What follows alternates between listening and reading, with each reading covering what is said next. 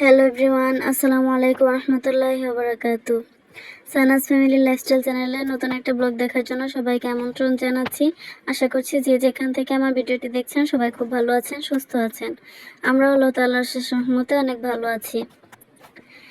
কিছুদিন যাবত আমার কাজের খুব প্রেশার, আর যেহেতু দুইটা বাচ্চা অনেক দুষ্টুমি করে, ওদেরকে নিয়ে আমার কাজ করাটা খুবই প্রবলেম হয়, যার জন্য আমি ভিডিও অনেক দিন আগে করার সত্ত্বেও এটা আপলোড দিতে পারিনি।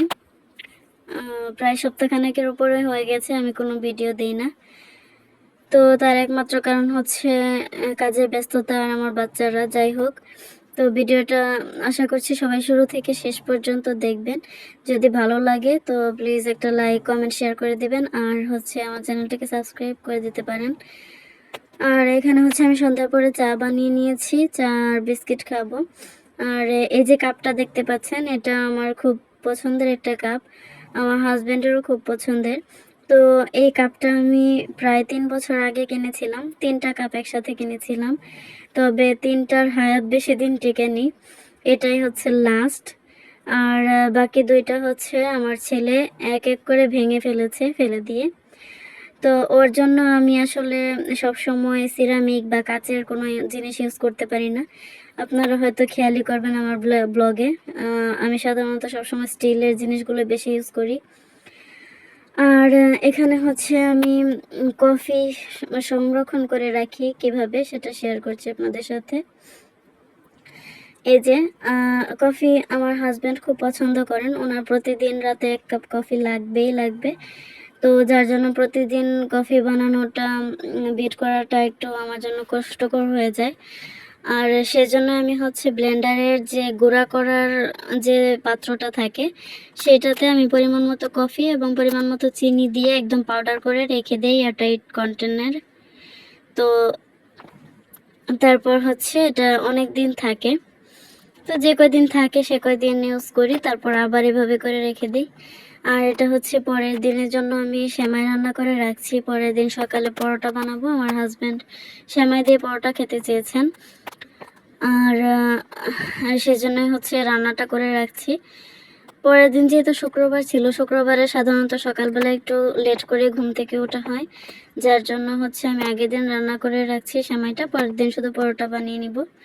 নয়তো দেখা যায় যে শুক্রবার বলে অলসতা করে ঘুম থেকে একটু লেট করে উঠি, আবার কাজের অনেকটা লেট হয়ে যায়।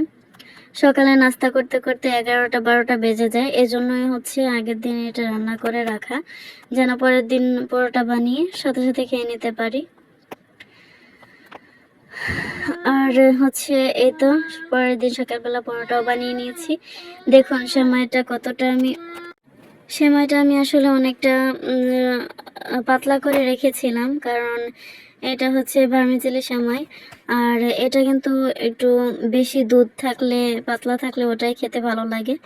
তবে সারা রাত থাকার পরে এটা একদম ঘন হয়ে গেছে। আমার হাজব্যান্ড বলছিল সকালে রান্না করলে হয়তো ভালো হতো, কারণ আমার হাজব্যান্ড সেমাইয়ের মধ্যে এই সেমাইটাই খুব পছন্দ করে, আর বেশি দুধ থাকলে সেটাতেই মানে উনি খেয়ে খুব মজা পান।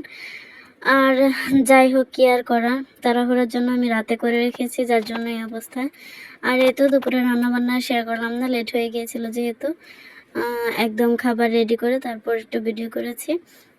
এটা হচ্ছে ডিম ভুনা বলবো না, আলু দিয়ে রান্না করেছিলাম, সিদ্ধ আলু দিয়ে, তারপর হচ্ছে ডিম অমলেট করে এইভাবে রান্না করেছি।